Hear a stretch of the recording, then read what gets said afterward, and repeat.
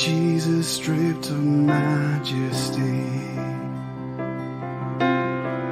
he hangs disfigured on a tree. A man of grief by man betrayed,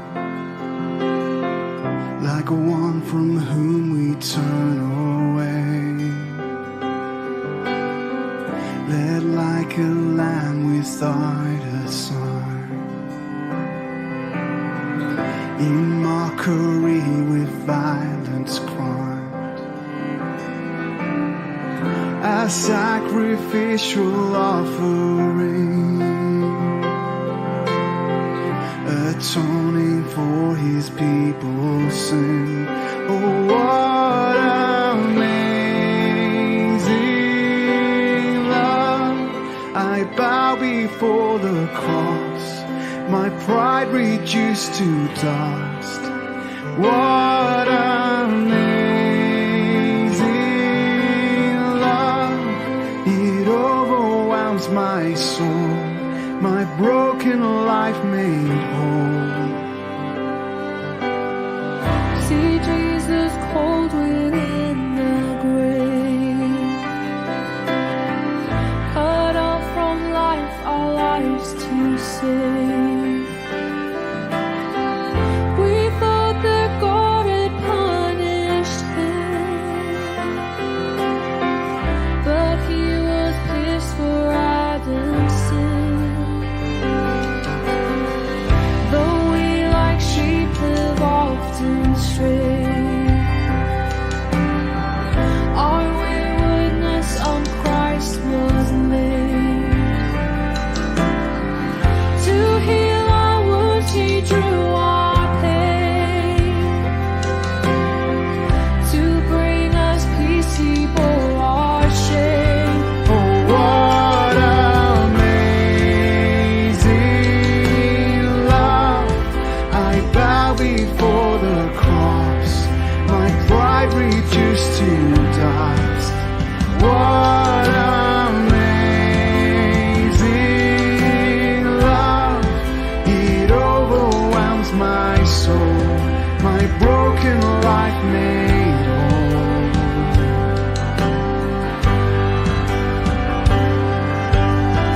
See Jesus once again draw breath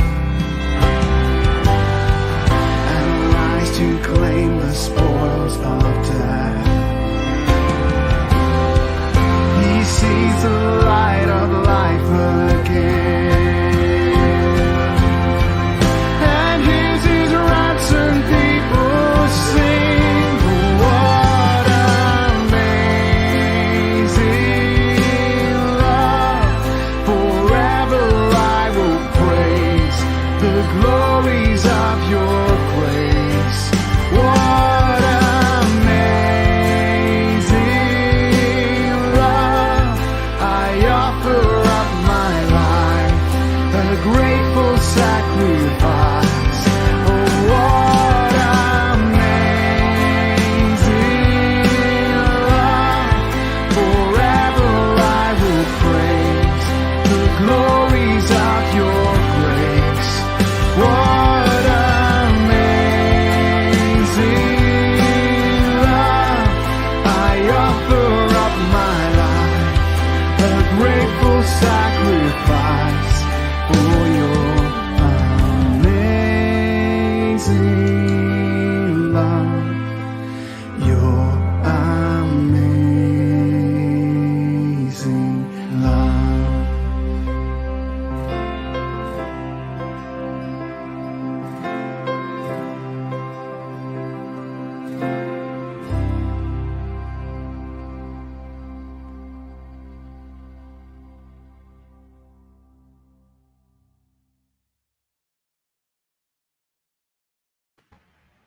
Hallelujah. Let Lord Jesus shine forth. Good morning, good afternoon, good evening, wherever you are joining us. Welcome to another live stream with DCCI Ministries. I am guessing we are live and there is no technical issues. If that is the case, you are seeing me but you can't hear me, please do express that in the chat.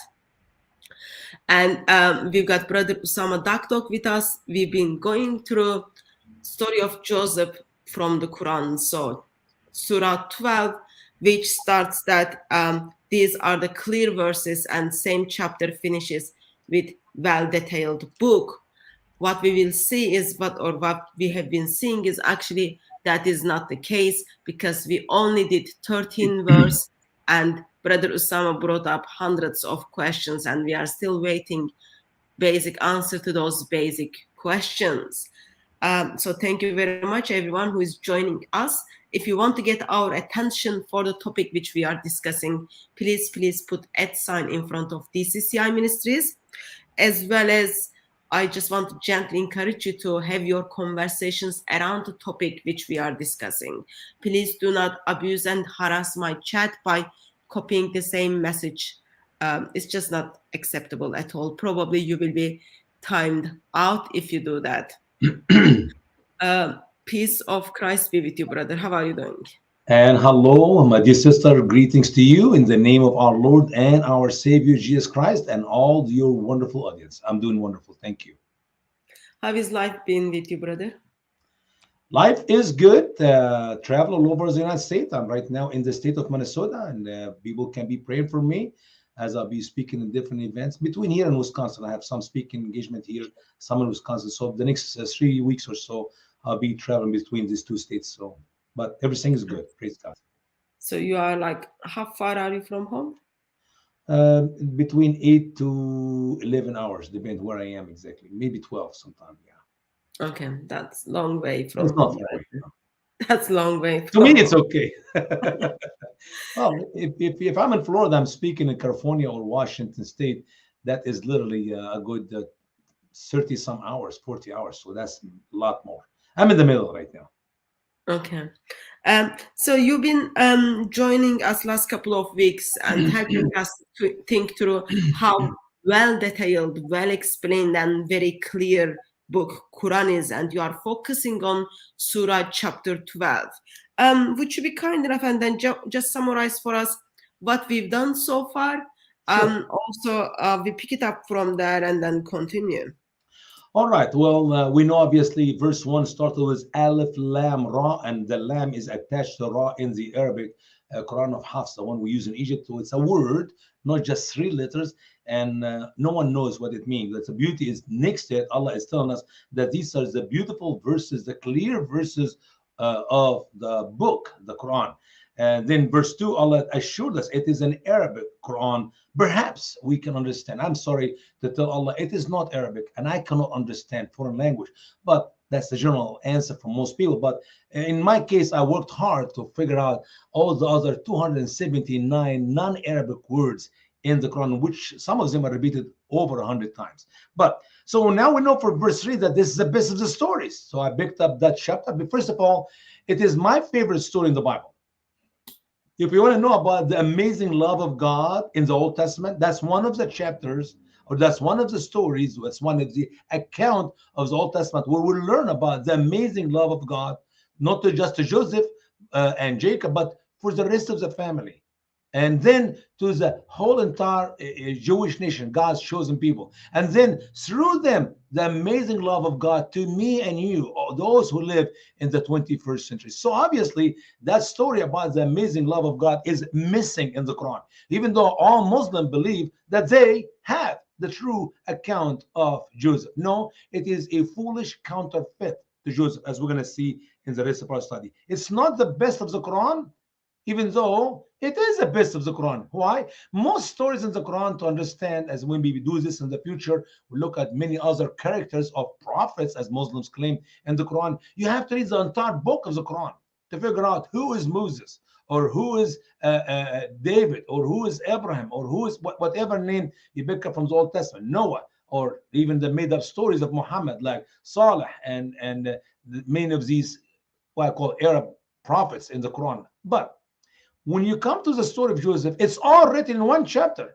beautifully, unbeautifully. What you mean? It is all there, and when you read it, you ask questions, as you mentioned, Sister Hatun, and you have no answer. And he said, before Allah revealed that verse these verses to Muhammad, Quran chapter 12, he was among the ghafilun, the one who do not know. Well, guess what? Even after we today look at all these 111 verses of Quran chapter 12, we still do not know. We're still unaware of who Joseph is or what happened in the life of Joseph. Obviously, in the Quran, he mentioned Joseph have one dream about the sun and the moon and the 11 stars bound down to Joseph. And what is so amazing, Muhammad assured us that he never told the dream to his brothers, because his father told him, do not tell the dream to your fathers. In the Bible, we know he had two dreams, and he shared these two dreams with his father. And that's exactly what we read in verses 4 and 5 when Allah said in the Quran that Satan is a great enemy, and he tried to put enmity between you and your brother if you told him the story. And then amazingly, in verse 6, Jacob is telling us that somehow Joseph will grow up to be a one who interprets the dreams. Now, when you read this portion of the Quran from verses 3, 4, and 5, and 6, you may think Joseph, grown up young man in his 12, 13, maybe 14 years old, because the talk between Jacob and Joseph is a little bit of level of maturity. Okay, but that's not what we see as we continue in the stories, the writing of Muhammad in the Quran. Then in verse 7, we know that somehow we read that verse that Joseph and his brother there was some sign, there was some miracle for those who are questioning. And what is the question? That Joseph is loved by his father. Joseph and his brother are loved by their father more than the rest of the family. We ask the question, why? Or can you give me a reason? Obviously, from the Quran, you have no answer. We went back to Genesis account. That's what we did last time. And we found out there are plenty of reasons why Jacob loved Joseph and his brother. By the way, his name is Benjamin. Muhammad never gave us any details on the Quran. So you don't know the names of Joseph's brother or the rest of the brothers, which we found obviously in the biblical account, in the Genesis account. Why he loves them more? Because very simple, they are the beloved children of his beloved wife, who is missing because she died at the time of the birth of Benjamin. And they are the children of the beloved wife whom he loved more than other wife Leah and the other two concubines Zilpah and Bilhah. And every time we look, the children of the old age. We know that from our Middle East culture, when you are in your 50s and your wife gets you a little baby boy or baby girl, of course you're going to spoil them rotten and going to love them more than the rest of the children in the family. But then we see something strange in verse 8, that they said, if we will get rid of that boy and then our father will love us, we'll become a good people and our father will love us. What a weird concept. Killing the one whom your father loved will make you loved more by your father. And but in verse 9, we see that said, kill him or cast him in the earth. He meant in a well. He meant in a dry well. Obviously, when you read the story of the Quran, you know that somebody told the story to Muhammad. So he knew what's coming.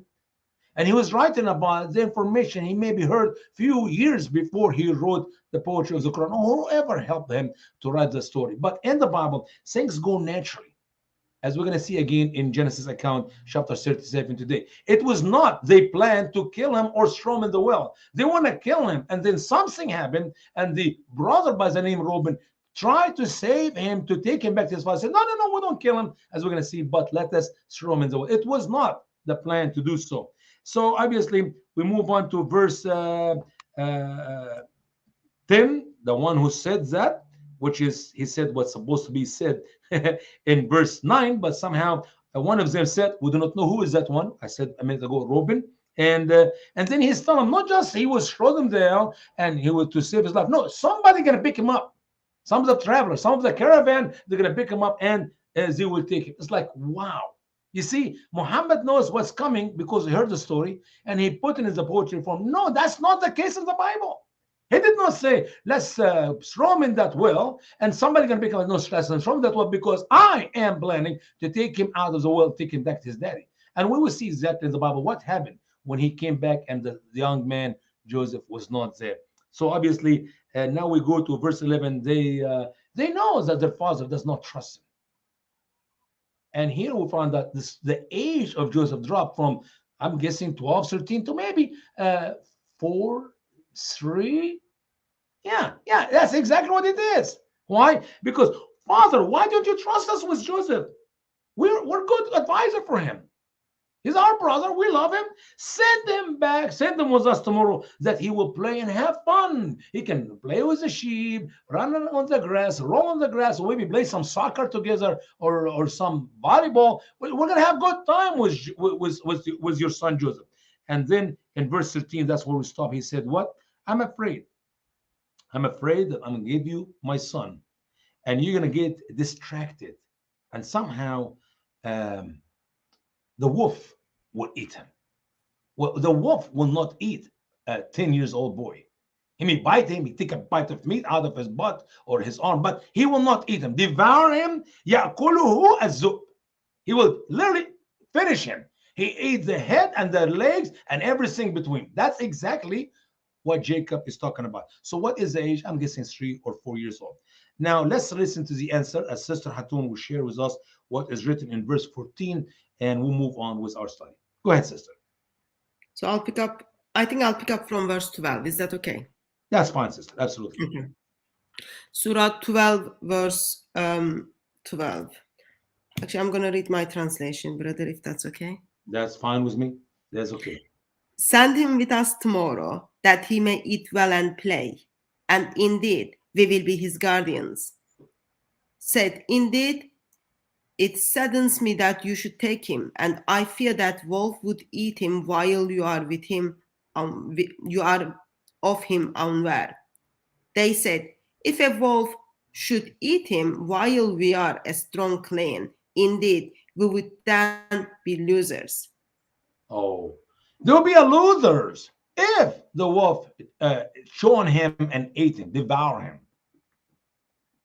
This is like a grown-up men who have been shepherding for years. They know about everything, and they just want to take that boy from their daddy to accomplish in him what they're wishing to, which is to get rid of him, to kill him. So Jacob loves him. Amazing, the word of Allah. Now, where they were shepherding, we do not know. Well, did really Jacob tell him, okay, go ahead, take them, as we can assume between verses 14 and 15? Of course, because they didn't steal him. They took them by their hands. Little boy. And notice, according to the teaching of the Quran, once again, they never heard his dreams. They hate him for no reason. I challenge any Muslim to contact Sister Hatun or just come on the show and tell us what was the sin of Joseph, why they hated him. Give me one reason. I'm assuming 3, maybe 4 years old, little boy. They hate him so much that they are willing to kill him. And nobody can give me one reason. Because Muhammad got the whole story wrong. Let me prove it to you. Let's continue in verse 15. So when they took him out and agreed to put him into the bottom of the well, but we inspired him, you will surely inform them about this affair of theirs while they do not perceive. So they agreed to put him in the bottom of the ship, the bottom of the well. But Allah somehow explained to Joseph, oh, here's what's gonna happen. I'm gonna tell you exactly what, here is the future of your life. And Allah did it to Joseph, and somehow they never realized it. Wow, that must be a miraculous, powerful work of Allah that He can explain to Joseph, but not to them. You see how beautiful the Quran? See the details? Now, who is the one who come up with the idea? We should not kill him. Let's throw him in the well. Notice that the verse 15 is coming in the almost right order, but we do not have any details. Okay, how many of them said we kill him? How many said no, we should not kill him? When does he make the deal to throw him in the bottom of the well? Nobody knows. Allah does not know. Muhammad does not know. Of course, Jibril did not know to tell Muhammad. So I want us to go to the Bible, Genesis chapter 37, and I need to read the true biblical account, the blessed word of God, which Muhammad heard of it, and he write from it to make us the best of the stories of the Quran. First of all, we know in Genesis chapter 37 that Joseph was 17 years old. Genesis chapter 37, and let's read verses 1 and 2. Sister Hatun. Jacob lived in the land where his father had stayed, and in the land of Canaan. This is the account of Jacob.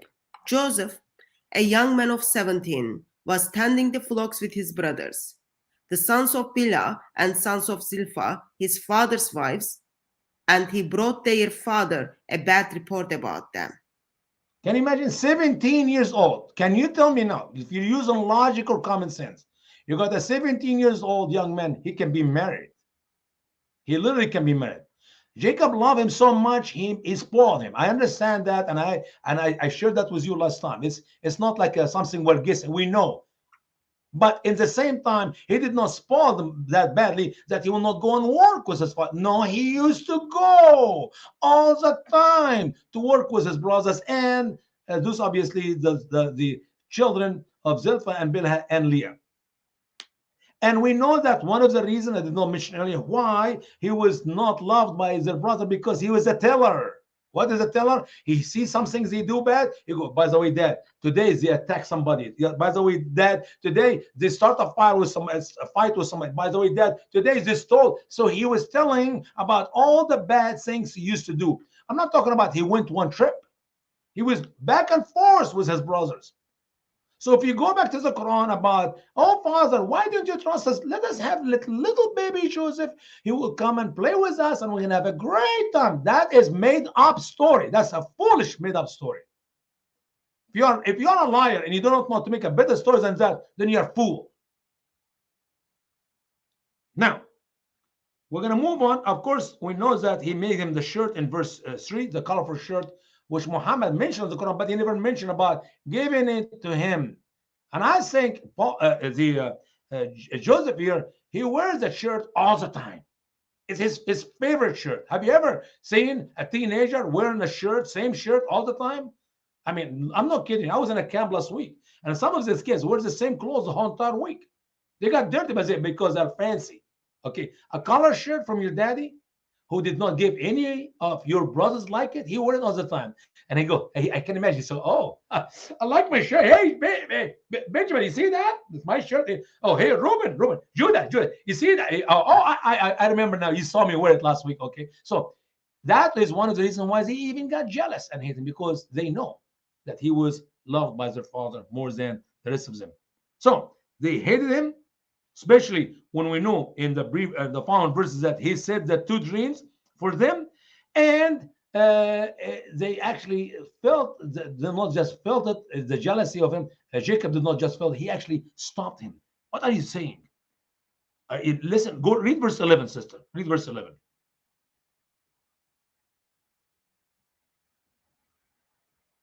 His brothers were jealous of him. And let's be better. Let's 10 and 11 together. When he told his father as well as his brothers, his father rebuked him and said, "What is this dream you had? Will your mother and I and your brothers actually come and bow down to the ground before you?" His brothers were jealous of him, but his father kept Meta in mind. So the jealousy was there from all the things happened in the previous 17 years of Joseph, not just this little boy, 17 years of a long things happening. Now, they went to take care of the sheep, to shepherd the sheep, and he was not with them on that trip. How do we know that? Because in verse 13, Jacob is asking Joseph to go and check on his brothers. Oh my world. Tells this to Jibril, who got the story wrong from Allah and gave it to Muhammad by mistake. It was not the brothers asked Jacob, give us our brother to play with us. No. It is Jacob himself who sent his 17 years old young man to check on them. And notice the details of the Bible. It's not one of them tells the others. We know exactly where he was, where he went, and then where else he went. Man. So let's go to verse 13, 14. I read it from 12, maybe that's beginning of the verse. 13 and 14. The Bible, Genesis 37, verses 13 and 14. And Israel said to Joseph, "As you know, your brothers are grazing the flocks near Shechem. Come, I am going to send you to them." "Very well," he replied. So he said to him, "Go and see if all is well with your brothers and with the flocks, and bring word back to me. Then he sent him off from the valley of Hebron. When So Joseph where? arrived at Shechem, Sure. a man was found on the ground wandering in the fields and asked him, "What are you looking for?" Mhm. Good, good, good. So he was with his daddy. Where? In um, Shechem. No, he was with his daddy in Hebron, and he sent him to Shechem. Do you know that I can open the map of Israel right now and I show you where is Hebron? This is the land of Canaan. Where is Hebron and where is Shechem? It's a little bit north of Hebron. Okay, for Hebron. That's where he went. And then he went there and he could not find him. So as a good boy, a good young man, 17 years old, he said, well, I went, I couldn't find him. I just go back. No, he asked.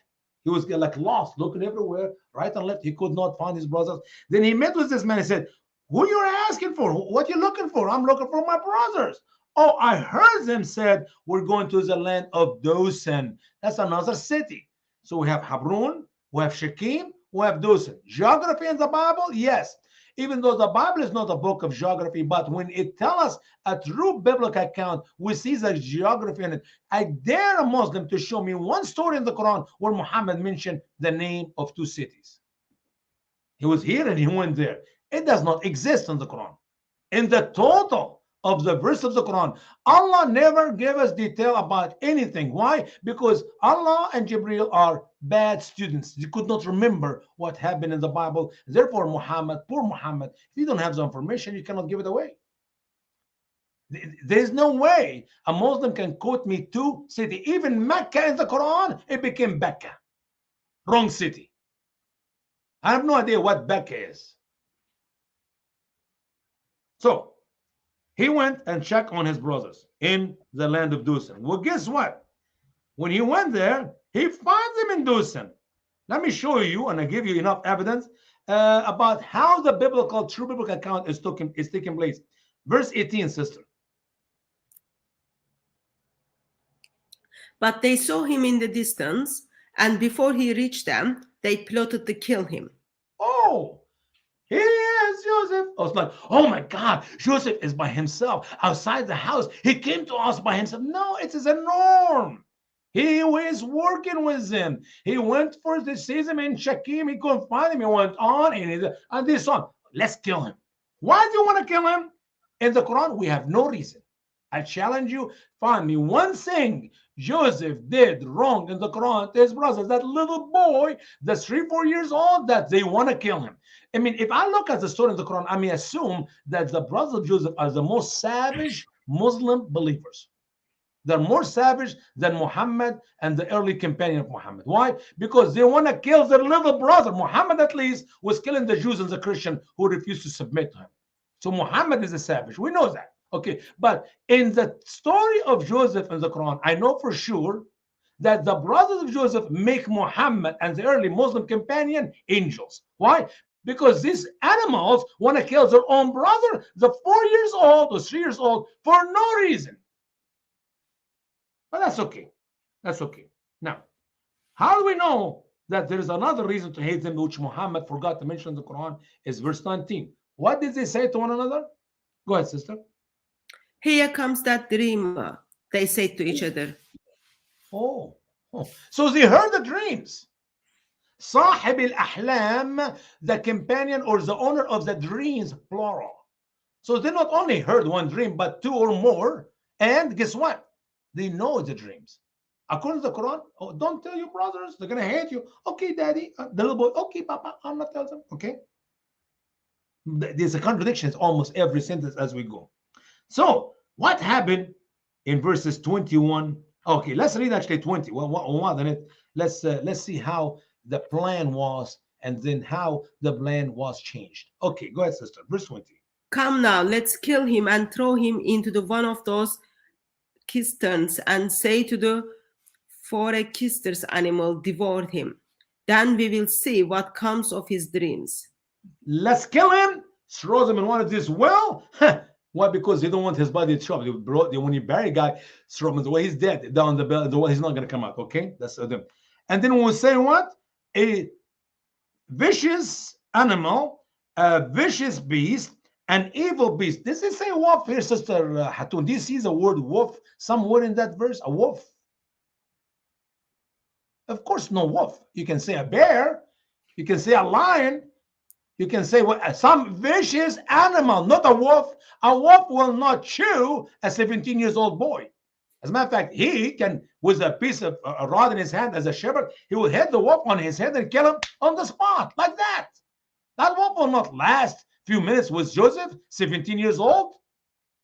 No. A vicious animal. See, I think the Bible story make more sense than the comedy of Muhammad in the Quran. 17 years old cannot be eaten by a wolf. So let's kill him. Now, Reuben heard the whole setting they're talking. So Reuben is going to get involved to change the plan. Let's read 21 and 22, if you don't mind. When Reuben heard this, he tried to rescue him from their hands. Let's not take his life, he said. Don't shed any blood. Throw him into these Christians here in the desert. But don't lay a hand on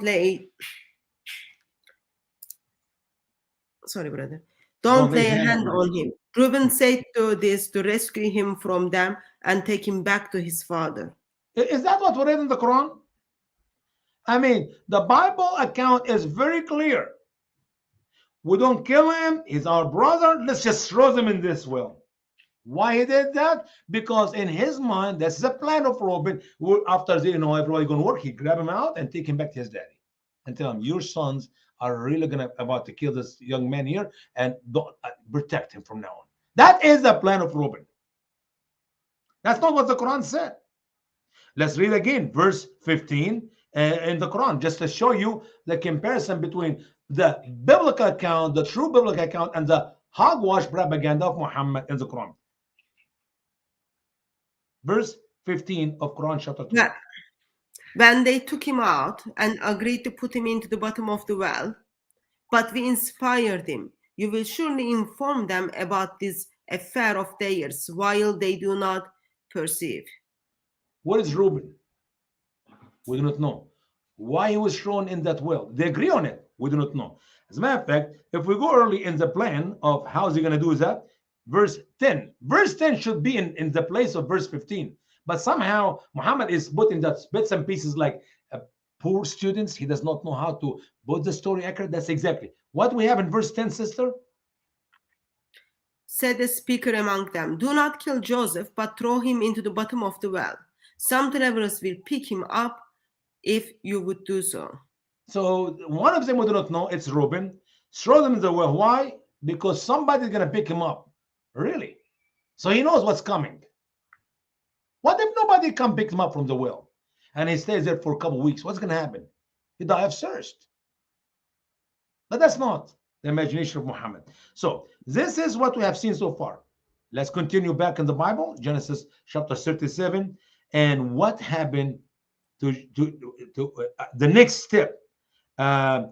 Verse 23, 24, 25. What an amazing story. I remember when I read the story when I was 8, 9 years old. And my daddy would come in a point and he wouldn't stop. I said, Dad, read some more. I want to know what happened. Read some more. And my daddy was so wise, as an 8, 9 years old, he will not read the entire story. He come in a good spot where he caught your attention and he knows. My daddy knows. I want to know what happened next. I said, and the rest of the story tomorrow. Before we go to bed tomorrow, it's like, come on, Dad, read me a little bit more. I was very excited to read the rest of the story, to know what's happened to Joseph. When I read the Quran, it's like, whatever. Muhammad ruined the best of the stories of the Bible in the Quran. He ruined it. And I feel sorry for Muslims because they think they got the best of the stories, which he ruined my favorite story, my personal favorite story. Anyway, let's go on. Let's go to verses. So just a second, brother. Just a second. Sorry, just sure. a second. That's absolutely. Take your time. Verse 23 is this where we need to go. 23 of Genesis 37. So when Joseph came to his brothers, they stripped him of his robe, the richly ornamented robe he was wearing, and they took him and threw him into the Sirtan. So the circles were empty, there was no water in it. As they sat down to eat their meal, they looked up and saw a caravan of Ishmaelites are coming from Gilead. Their camels were loaded with spices, balms, and myrrh, and they were on their way to take them down to Egypt. All right, we will read this as we continue. Now, the shirt, which Muhammad talked about in the end of the story, and it was in the end of the story with Joseph. I mean, there is no way Joseph can have access to the shirt after the story here. Why? They took the shirt out of him, the colorful shirt, the one he used to brag about, wearing all day long to make his brother more jealous of him. They took the shirt out and then they throw Joseph in the well. Why do you need the shirt for? Because they're going to use it as an evidence for his death. Some wild animals, a wolf, or not a wolf, obviously, a lion or a lioness ate him, so they need the shirt. And they sat and eat. What a cruel young men. They sit and eat and one of brother in the well. And I can only imagine, I'm going to talk about that later when he confronted them in Egypt. I can only imagine his crying from the well. Please, my brother, get me out of here. Don't be silly. Don't do that to me. Please. Okay? So as they sit and eat, they say a caravan. What's a caravan? Ishmaelites. You know why Muhammad never mentioned that verse in the story of the Quran? Because that would ruin his claims that he's a descendant of Ishmael. Notice they're called Ishmaelites, not Arabites. No Arab in it. Ishmaelites. Who are the Ishmaelites? They're descendants of Abraham and Hagar. Where Hagar from? Hagar is from Egypt. So logically, Hagar have brothers and family in Egypt. So Hagar got lost in Sheba. We know the story of the Bible. And where she went? She went back to Egypt. The children grew up, and Ishmael have a wife from Egypt. So we have children, half Egyptian and half Jew, or have from the Abrahamic descendant, because Ishmael is his son.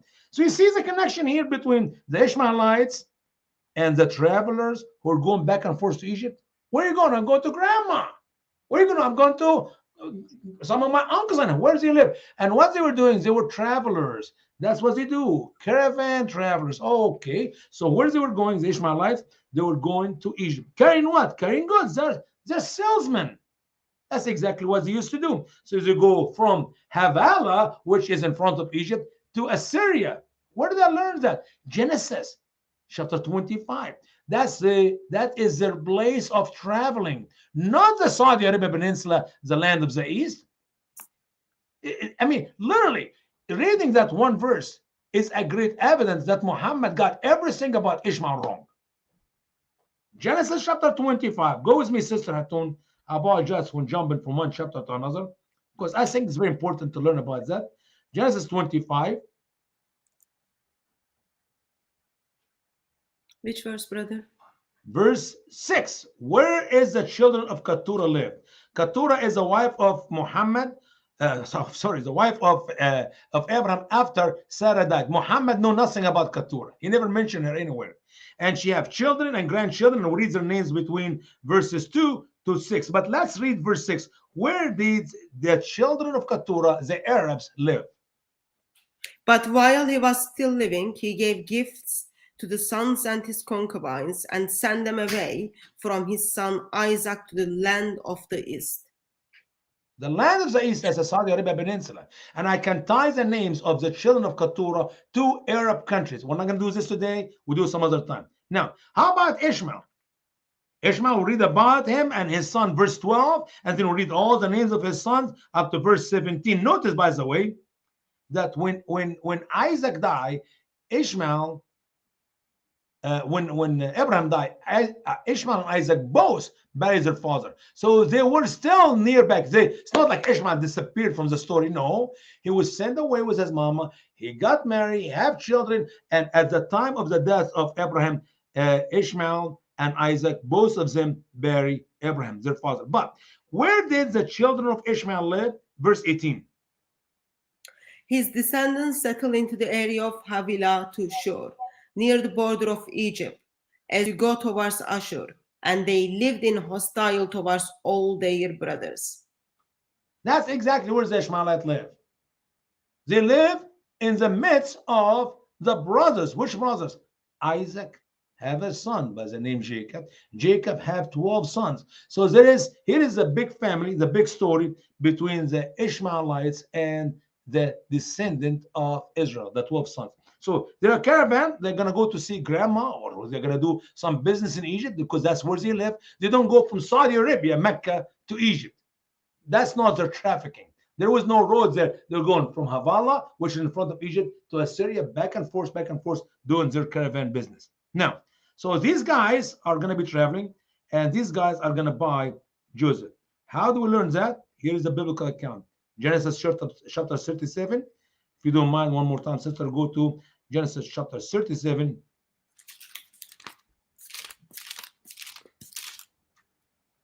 And verse 28. Or 27 and 28. Let's read both verses. It doesn't matter. More reading, the more accurate information we get. Go ahead. Genesis 37 from 27. Come, let's sell him to the Ishmaelites and not lay our hands on him. After all, he is our brother, our own flesh and blood. His brothers agreed. So when the Midianites merchants came by, his brothers pulled Joseph up out of the cistern and sold him for 20 shekels of silver to the Ishmaelites, who took him to Egypt. That's how Joseph was sold. He was pulled out of the ship. And I always, as a child, and I heard the story, my heart was attached to the story, that I would be sitting in bed at night and I'm thinking about Joseph, what he went through. Perhaps Joseph, he saw his brother pull him out from the well. So thank you, Yahweh, thank you, Jehovah. I thought they're gonna leave me down there, and he's coming out the thing. It was dark down there, and he's like open his eyes, cannot open his eyes, and they pull him out, and he felt good about it. But then he realized that they're counting money, 20 pieces of silver. And then he said, "What are you doing?" Talking to his own brother. "What are you doing to me? You can't do that to me. You can't sell me. You saw me as a slave? I'm your brother. Why are you doing this to me?" And tie his hand behind the camel down to Egypt. All this happened, and guess what? Reuben, the one who invented the great idea to save his brother Joseph from the rest of the brothers, was not there. How do we know Reuben was not there? Let's go to verse 29. When Reuben returned to the cistern, I need to practice how to pronounce that word, and saw that Joseph was not there, he tore his clothes. He went back to his brothers and then said, "The boy isn't here. Where can I turn now?" That is a true biblical account. That's not in the Quran. In the Quran, they all agree. Put him in the well, saw him at the end of the story. Now he tore his clothes. That's a sign in the Old Testament to great sorrow. When a king tore his clothes, or somebody tore his clothes, or put the dust over their head, it's a very low point of the life of the person. Very great sorrow. There's no hope. It is a hopeless situation. So what are they going to do with Joseph's story? Verses 31, 32. But before we read it here, let's go back to the Quran. I want to see what Allah first said in the Quran, and then we're going to see what the Bible actually told us in the true account. Verse 18 of Quran chapter 12. And they brought upon his shirt false blood. Shall I read from verse 16? We already read, sister. Oh, I'm sorry. I apologize. Yeah, you're right. Start from 16. Okay. And they come to their father at night weeping. They said, "Oh, our father, indeed, we went racing each other and left Joseph with our possession, and a wolf ate him. But you would not believe us, even if we were truthful. And they brought upon his shirt false blood. Jacob said, rather your souls have enticed you to do something, so patience is most fitting. And Allah is the one sought for help against that which you describe." I'm telling you, Muhammad ruined the story. He destroyed it. So it was in the evening. Yeah. See, Muhammad knows the details, Sister Hatun. It was not in the afternoon or late at night. No, it's in the evening. I mean, that's al-asha. Asha. When the Idan of Asha is dark outside, that's when they came to their daddy. Wow, that's a piece of information I could not find in the Bible. Asha, you know. Oh, our father, we were busy doing stuff, and the wolf ate your son. Are you kidding me? The wolf ate a 17 years old. No, I'm sorry. The Quran is a 4 years old boy, little boy. You know. How did they know the wolf, Sister Hatun? I mean, he said, "I'm afraid the wolf will eat him." That's Jacob before they take the little boy to go play with them. Now they come back to their daddy at night as, "Oh, the wolf ate him." How did they know it's a wolf? Did they saw the wolf? I mean, what an amazing story. Yeah, sure, Jacob is a prophet. He knows exactly that he will be eaten by the wolf. How did the sons know it was a wolf? Could be a lion. Could be some other creature. They only have wolves there. So, and we know, Lord, our Daddy, we know that you're not believing us, even though we're truthful. And don't worry, they were crying, Sister Atun. They were weeping. Oh, Daddy, I'm sorry. Huh. What was the reaction of Jacob? Oh, look at this. They put a false blood in his shirt. Take it easy, guys. Be patient. Patient is beautiful. Hey, honey, fix us some dinner here. The guys came. You guys have coffee. What do you want? Some ice cream? That's how ridiculous Allah is in the Quran. Is this a reaction of a father who does not want to give his son to his children because he's afraid that the wolf will eat him? And then they're coming back crying, and the wolf, easy, take it, just relax. Come on, guys, wash your feet, wash your hand, eat a bite. We got some coffee here going on in a minute here. What a stupid answer written by a stupid prophet and a stupid angel and stupid Allah. They're a bunch of stupids. Will this make sense to you, my dear Muslim friend? You imagine this is your son, and the rest of your sons came, so the wolf ate him. Okay, have a good. Where's the bones? Is anything left of him so we can bury him? Should we have a funeral service? Why even the shirt? See, the shirt is mentioned into copy that which is written in the Bible, but we're missing the point. And I love it how you read Muslim scholars' interpretation. Ibn Kathir and others. Oh, by the way, Hatun, they cut the shirt pieces so it make it look like it was really left over the wolf when he ate him. Cut the shirt pieces. They don't have any of the body, but they got the shirt, and the shirt was cut and was covered with blood. Now Jacob is convinced, and guess what? He's having good time. Let's eat and let's be merry. Forget about it. Be patient. Patient is beautiful. What a sick way of telling me the best of the stories in Muhammad in the Quran. Let's read the Bible. Let's read the Bible so we know. We'll go back to Genesis chapter 37. 31. Verse 31 of chapter 37 and 32, 33, 30. Let's read the rest of the chapter actually. Start from 31 to 36. Okay. Then they got Joseph's robe, slaughtered a goat, and dipped the robe into the blood. They took the ornamented robe back to their father and then said, "We found this. Examine it to see whether it is your son's robe." He recognized it and then said, "It is my son's robe. Some voracious animal has devoured him. Joseph has surely been torn into pieces." Then Jacob tore his clothes and put on sackcloth and mourned for his son many days. All his brothers and daughters came to comfort him, but he refused to be comforted. "No," he said, in morning will I go down to the grave to my son." So his father wept for him. Meanwhile, the Midianites sold Joseph in Egypt to one of the Pharaoh's officials, the captain of the guard. That's how the Bible ends in chapter 37. But what do we read in the previous 5 verses? They took the shirt and they tell us what blood, not just some false blood, the blood of a goat. They covered the blood of the goat, took the shirt to their father. "Oh, father, check out. Is this your son's shirt?" If they took it with them and they know it was his shirt, why do you even want to do that? Biblical account, they got the shirt in blood, take the shirt to the father as if they were traveling the field and they saw that shirt. Wait a minute, is this Joseph's shirt? Send it to his dad. Dad, is that your son's shirt? And he took the shirt, examined it. Oh yeah, that's my son's shirt. A vicious animal devoured him. Joseph was gone. And what after this? Okay, guys, my son is dead. Oh well, life. Let's have coffee. Let's eat them. No, he tore his clothes. Remember Reuben a minute ago? He tore his clothes when he could not find his brother in the well.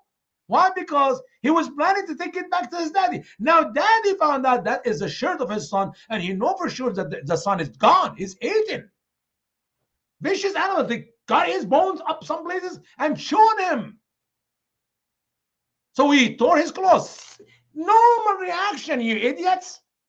I'm talking to the Muslim who believe in the Quran. Normal reaction. You lose your son, 17 years old, whom you love more than the rest of your sons, the son of your beloved wife, the son of your missing wife, the son who is obedient to you, is the best son you got. And you just, hey, let's have good time, drink coffee. Are you out of your mind?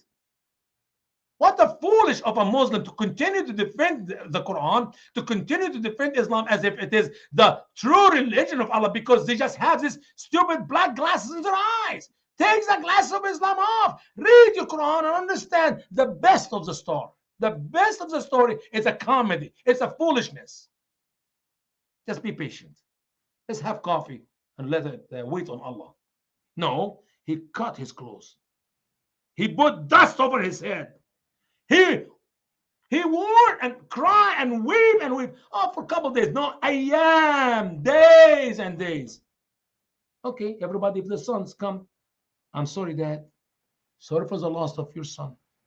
And their wives, I'm sorry, my father-in-law. He was a good boy, and I'm sorry. And it's okay now. I'm okay. No, he will not be comforted. I will die. I will go to my tomb sorrowful over the loss of my son. That is a normal reaction, you idiots. Defender of the Quran and the believers of Islam. That is a normal reaction. You could not find any other way less than that. He will go, he will die, sorrowful over the loss of his son. By the way, as we continue in the story of the Quran in the near future, you find he will do that in the wrong time when he knows that his son is still alive. What a dumb Allah and Jibreel and Muhammad. He will weep and he will lose his sight, crying over Joseph. In the same time, he knows he's alive. I mean, crying for no reason. Like Jacob is nuts. He's literally a nut guy. When he knows his son is alive and he cries and loses his eyesight over it. No, the biblical account, he wept and he wept. He will not be comforted by anybody. I don't want to hear it anymore. I'm not going to live my rest of my life be comforted. I am going to be sorrowful until I'm dying. When I die, I'm going to die in sorrow until I see my son face to face in the eternity. That is a normal reaction. Let's go back to the comedy Quran. Quran chapter 12, verse 19, 20. And there come a sorry. Go ahead, sister. And there come a company of the travelers. Then they sent their water draw, and he let down his bucket. He said, "Good news, he is a boy." And they concealed him, taking him as merchants. And Allah was knowing of what they did. And they sold him for reduced price, a few dirhams. They were concerning him of those content with little. Help me, Lord Jesus. Help me, Lord Jesus, to get through the chapter here, the 111 verses of the chapter, because every verse seemed to me is dumb for dumbers. Every verse in the Quran, in the best of the Quran. So what they did, the travelers, this caravan people, we do not know who they are, where they coming from, we do not know, where's he going, we do not know. Oh, the Midianites, okay. And the guy put the bucket down in the well to get some water, and he pulled it out. Man, oh, that little boy is hanging inside the bucket. Oh, good news. Praise Allah, or praise whatever they worship me. He's a good boy here.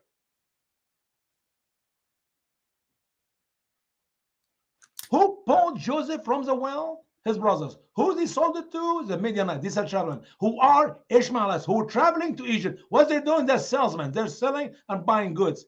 Hello? Biblical account. Who pulled out? Some people, some travelers.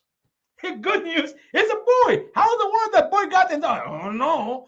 Maybe he was playing soccer and he went behind the soccer and he fell in the well. Really? And they sold him. Few dirhams. We don't know how many. They were zahidin, like I don't know, 3 dirham, 4 dirham. Who got the money? Who gives the money to who and how much?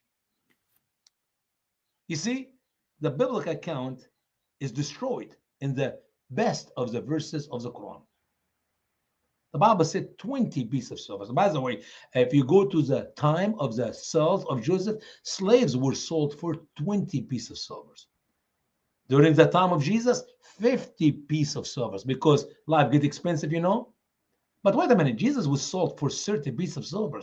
Yeah, why? Because there's a prophecy that he must be sold for 30 pieces of silver. Even though in Jesus' days, slaves were sold for 50 pieces of silver.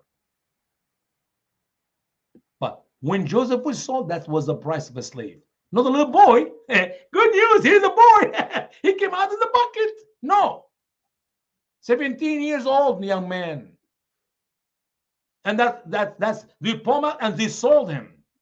His own brother sold him. No, we don't even know what happened here. Let's see. The problem with the Quran, the story is not known. It's short summary of the story. You cannot figure out who did what, when and where, how much. So how many people were sleeping in the cave in Quran chapter 18? Allah does not know. Even though Allah said he knows. They were guessing 5 and the dog is number 6. Is there 6? Or some say there's 6 and their dog is number 7. And some said there were 7 and their dog is number 8, is the 8th. And they were assuming and guessing the numbers, and no one knows the number except Allah. Who is speaking in that in these verses? Allah Almighty. Why can't Allah tell us how many there were? But we know exactly, Sister Hatun, how long they slept inside the cave. 309 years. Make sure now, don't forget the 9. You know how comedy the Quran is? It's a dumb for dumbers. If you believe in the Quran to be the perfect word of Allah, you're a dumber. And I know that's not a word, and I thought about it before. Just add it to your dictionary and it will be fine, okay? Dumber equal Muslim believer. Next to it, invented by Usama Dakdok. It's fine. I need the credit for it. It's my word. So Allah does not know how many people in the well, in the cave, and somehow he knows how long they slept there, 309 years. It makes lots of sense, guys. And now you know they sold them for a piece of silver, for some dirhams. We don't know how many. No, it's 20 pieces, not dirham, but silver. Now Joseph is sold. Who bought him? In the Bible we know Potiphar, one of the soldiers of Pharaoh. In the Quran, Al-Aziz himself bought Joseph. Al-Aziz. Do you know, Hatun, that the name Aziz is never mentioned in Egypt? Imagine if I tell you, one of the pharaohs of my country, his name is Joseph Smith, or his name is Michael Anglo. Of course, that's not Egyptian name. We don't have Aziz in Egypt.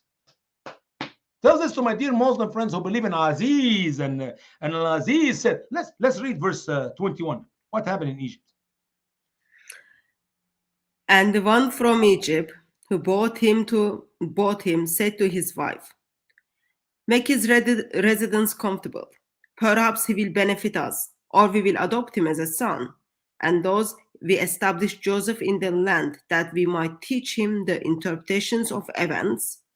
And Allah is predominant over his affair, but most of people do not know."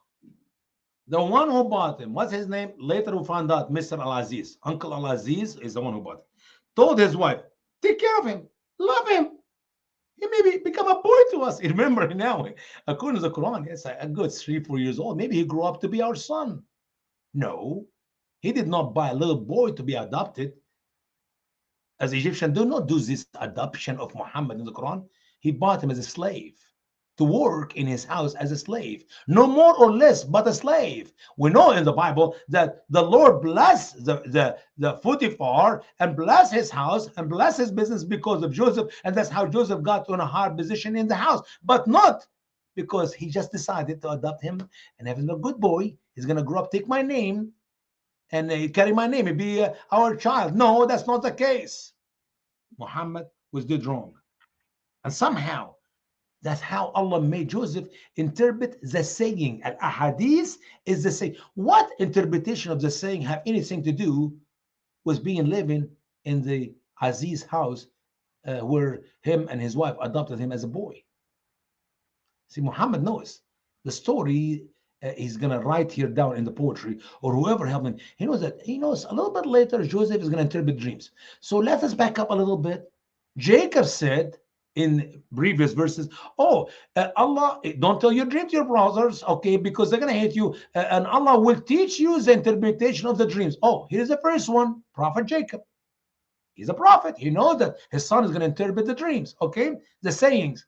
Here we go in verse 21. Oh, the Pharaoh, oh, not the Pharaoh, I'm sorry, Al-Aziz, the man who bought Joseph, he knows that, he's going to be a son to us. And then Allah said, oh, we actually do that to help him to be the interpreter of the saying. Somehow Muhammad is like hinting to something is coming up. Joseph is going to interpret the dreams of Pharaoh. It's coming up. Build up. You know about it. But in the Bible, I don't ever see anything about that. Not by Jacob. Not by the man who bought him. There's no idea of it's going to be a good son for them. He's not adopted. He's slaves. No more or less than slave. And in verse 22, what we read there.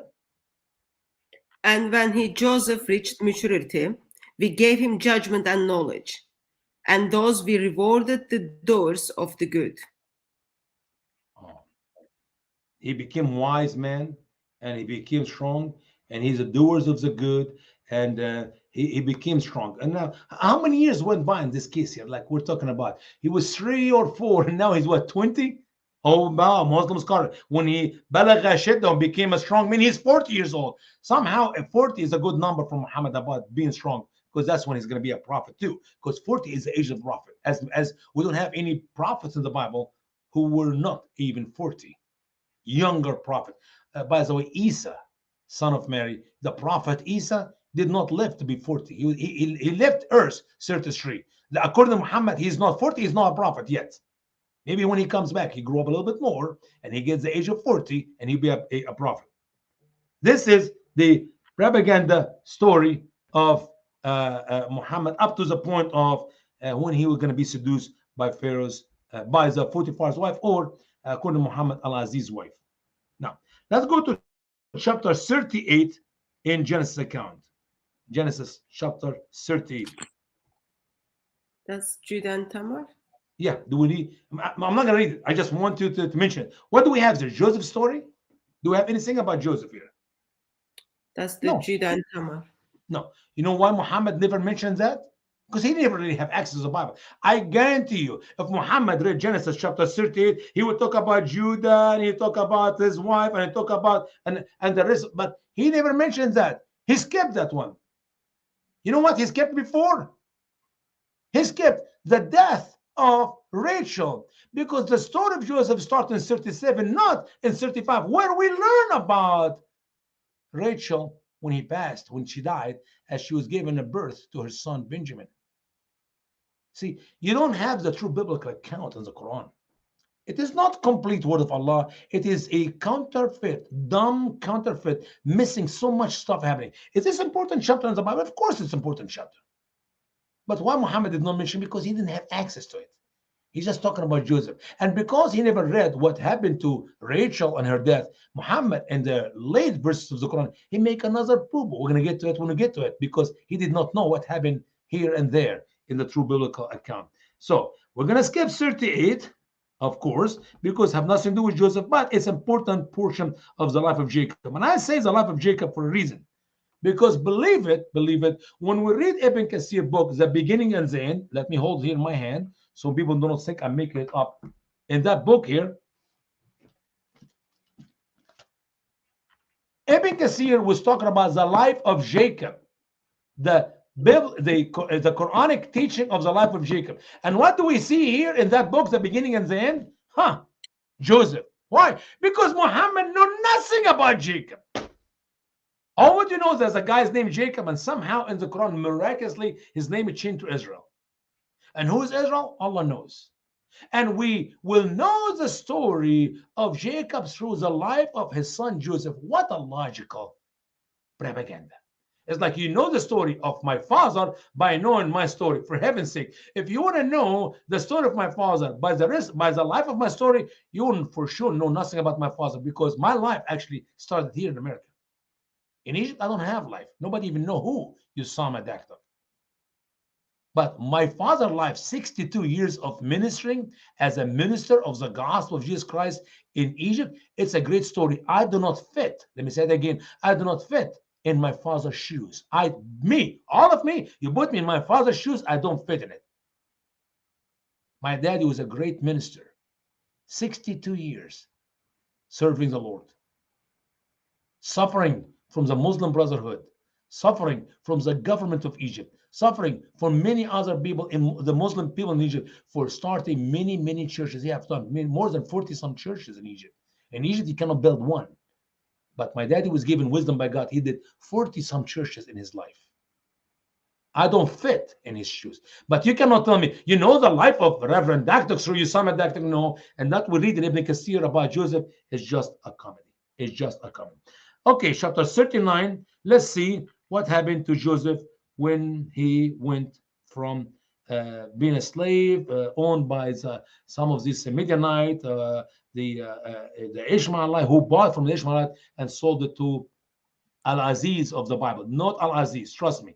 Al-Aziz, a name is never mentioned anywhere in the Bible. It doesn't exist. Not in Egypt, not anywhere else in the Bible. I have no idea where Muhammad come up with that name, Al-Aziz. But go ahead, sister. Chapter 39. Now Joseph had been taken down to Egypt. Potiphar, an Egyptian, who was one of the Pharaoh's officials, the captain of the guard, brought him from the Ishmaelites who had taken him there. The Lord was with Joseph, and he prospered, and he lived in the house of his Egyptian master. When his master saw that the Lord was with him, and the Lord gave him success in everything he did, Joseph found favor in his eyes and became his attendant. Potiphar put him in charge of his household, and he entrusted his care everything he owned. From the time he put him in charge of his household and all of that he owned, the Lord blessed the household of Egyptian because of Joseph. The blessing of the Lord was on everything Potiphar had, both in the house and in the field. So he left in Joseph's care everything he had, with Joseph in charge. He did not concern himself with anything except the food he ate. That's a Now, sorry. That's good for now. That is a biblical account. We read up to verse 5. And we're going to get to verse 6 in a minute, your sister. But I want to go back to the Quran first. You see the detail of the account of Joseph? He was a slave, sold to that house, and he's working hard. And everything Joseph touched is a blessing. It's like they say, this Musk guy who was going to buy tweet, everything he touched, I heard the statement, turned to gold. It's a very smart, successful guy. So here's Joseph, everything he touched is blessed, blessed, blessed, blessed. So now Joseph, now not just a slave, he's like the head of the slaves, not a son. He's still a slave. He's the head of the household, and he was blessing. The blessing of God was on the Potiphar and everything that's because of Joseph. So now the Potiphar trusts Joseph so much, he just go to the house, eat, sleep, and leave, and everything under the control and the charge of Joseph. That is a biblical account. Where do we read that in the Quran? Let's go to the Quran. Let me look. Maybe I found a verse about that in the Quran. Let's read verse 22. No, not 22. The next verse 22. What do we have there? 23. What do we have? 23. And she in whose house he was. Whoa. I want to know about Joseph before I know about Al-Aziz's wife. anything about, do we know anything about Joseph? What happened to Joseph when he was living in the house of the Al-Aziz? Anything? Not yet. And you will never find it later either. Muhammad forgot. Muhammad forgot to believe, to teach his people in the perfect story of the Quran that Joseph was a very blessing. He was a great blessing for his master's household. What happened here? Verse 23, we go to, he jumped. Cut it short. You know, some of them say, why we need to learn that? Why we need to? Well, the base of the story, I need a little bit more information. I need to know what happened then, what happened after, what happened before. You see, that's not there. So let's get to the beautiful lady who want to seduce Joseph in the Quran. Verse 23 and 24. 25. Go ahead, read. And she, in whose house he was, sought to seduce him. She closed the doors and then said, come you. He said, I seek refuge of Allah. Indeed, he is my master, who has made good my residence. Indeed, wrong doors will not succeed. Okay. And she so said, she won. Let's take one verse at a time. She closed the doors. Something about the doors and Muhammad in the Quran. Not one door, but doors, abwab. What is that with the doors of Muhammad? Egypt have one door? No, bunch of doors. And her house have doors. She closed the doors. That's a very important details here I need to know. And she said, I prepare myself for you. Come have a good time with me. Oh, I seek refuge of Allah. He is my Lord, not my master, my Lord, Rabbi. So whatever translation reading is a little bit off here, but that's okay. He's my Lord. He had done good to me. Why he put master? Because he's saying, you know, it makes sense in the English language. You don't say Joseph was a believer. Remember now, he will not say his master is his Lord. No, his Lord, because that is how slaves talk. But in the Arabic language, he said Rabbi. In the English, he put master. I make a big deal. Yes, I make a big deal. Why? Because according to the Quran, Joseph is a prophet. He should not say that his master is his Lord. It's like he's my God. That's what he's saying. Was he worshiping Al-Aziz? That's what he said, Rabbi. And Allah will, and he will not, the unjust will not be prosperous. I want to be unprosper, so that's why I'm not going to do this thing with him. But somehow, miraculously, even though in that verse, 23, he said no, somehow in 24, it changed his mind. Read 24 for us, sister. and she certainly determined to seduce him, and he would have inclined to her, had he not seen the proof of his Lord. And this it was that we should avert from him evil and immorality. Indeed, he was of our chosen servants. If I open Ibn Kathir translation, interpretation of that verse, and I tell you what's in it, you may assume that Ibn Kathir was there in the house. I'm not kidding you. I really do not have time to go through all this. And by the way, here, ذكر ما وقع من الأمور العجيبة في حياة إسرائيل. The mentioning of what happened, of this, the amazing thing happened in the life of Israel. And he's not talking about Jacob. He's talking about Joseph. As I told you earlier, you don't know anything about Jacob from Ibn Kathir. You just know the story of Joseph. Somehow Joseph became Jacob.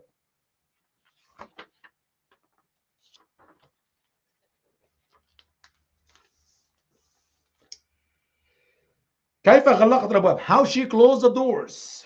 Ibn Kathir on page 129 of his book concerning the life of Jacob. He meant Joseph, but that's okay. Who cares? Close the door وتهيأت له, and she prepared herself to him.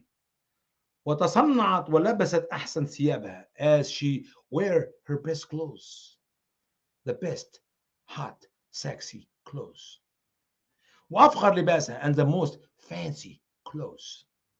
وهي مع هذا كله امرأة الوزير, and she was the wife of the prince, the wazir, what come before after the king, prince. Okay. قال ابن إسحاق told us, وبنت أخت الملك الريان, and the daughter of the the daughter of the sister of the king الريان, Ibn al-Walid, the son of Walid, Sahib Masr, the companion of Masr. I mean, how in the world Ibn Kasir come up with these names? Ar-Rayyan is a name, Egyptian name? Tell me Khufu, tell me Khafra, tell me Munqara, tell me Ahshaton, tell me Sanaton, tell me, I mean, we got lots of Egyptian names. What is it? Ar-Rayyan ibn al-Walid? Do the Egyptian names their names with Arab names? It must be. Hey, Ibn Kasir, who do you think you are, Hatun? Who do you think? I know nothing. Ibn Kasir knows everything. He's a Muslim scholar or Muslim dumber. That's okay. Fabricator.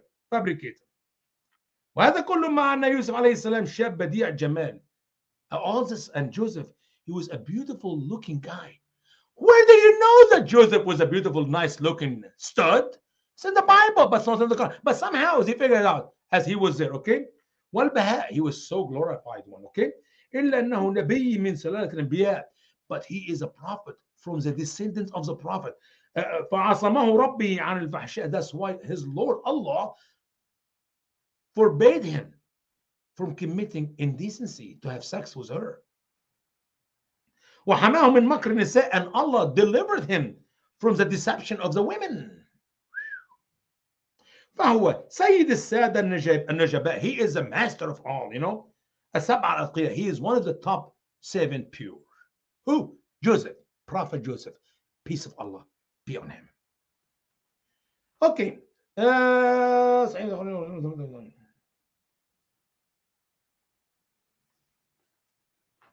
ولقد همت به وهم بها, and she desired him and he desired. Wait. همت به وهم. She desired him and he desired her. I thought he was one of the 7 pure prophets. How he desired her to be involved with her? Okay, let me give you a little bit of the garbage of Muhammad. I'm sorry, Ibn Kasir, not Muhammad.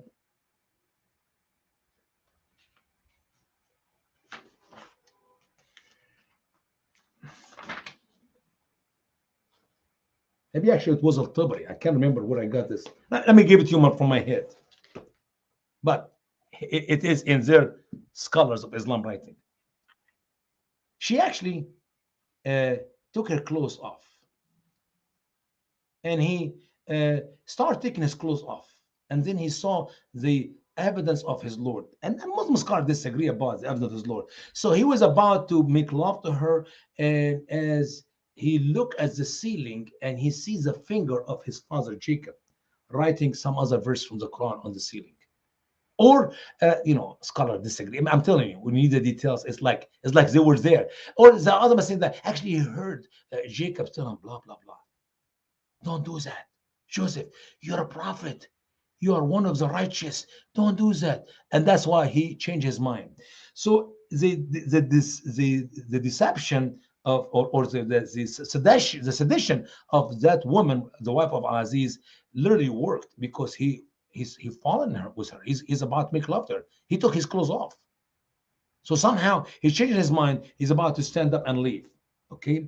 And Allah showed that miracle of writing of the voice, whatever he heard, whatever he saw on the sea. If it is that important, why can't Allah, for heaven's sake, 111 verse, 112 verse, what difference does it make? Give me one more verse. No, it's not there.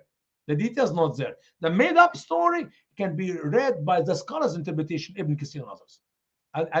I wish I have done a little bit search before the show, Hatun, so I can tell you exactly what he said. But anyway, it's all made up. It's all made up. Let's go to verse 25. And they both raced to the door, and she tore his shirt from back.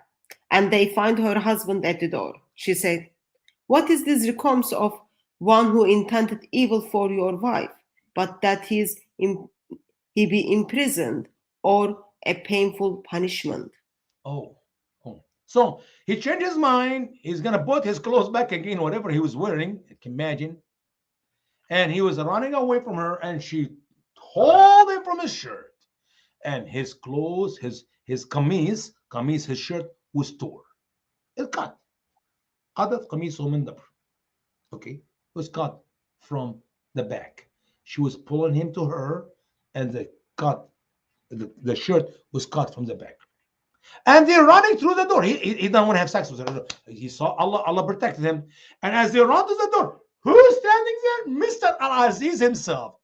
And she's, oh, look, honey, I'm glad you came. I'm glad you're here. What is the punishment for that one here who was trying to rape me or to have sex with me? Except, and she told him what the two options, that be put in prison or painful torment. Wow. And the husband was at the door. The what Joseph have to defend himself.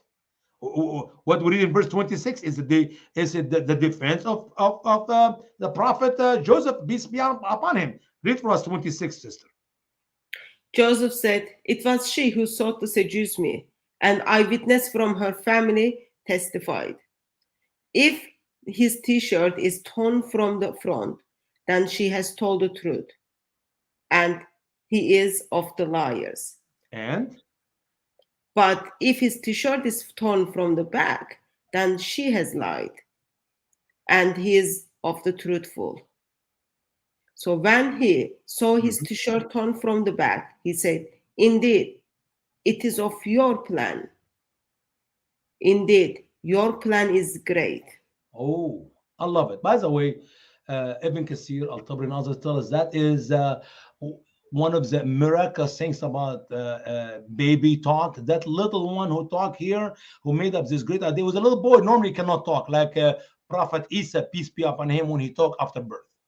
So a little something in the house spoke. It's a miracle. That's why they were like, wow, he's speaking like, and then they have to listen to him.